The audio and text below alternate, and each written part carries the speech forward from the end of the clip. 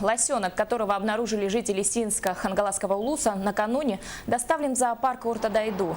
Это оказалась самка, спасители животного окрестили ее Синчине. Скорее всего, ее мать оказалась в руках нерадивых охотников. И малышка, которой еще нет и месяца, осталась одна в тайге.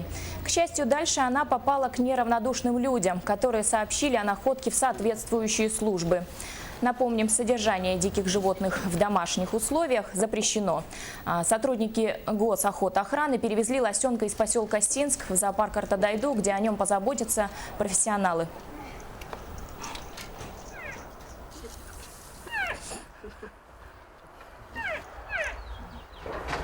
Сейчас лосенка поместили в карантин, где будет произведена вся необходимая мера, вакцинация, и вылечат, накормят, окрепнет лосенок и в последующем будет перевезен в пункт передержки, который находится на территории Намского района, воспроизводит участок НКМ, госохотохрана. И там лосенок перезимует, вырастет, окончательно окрепнет и будет выпущен в естественную среду обитания.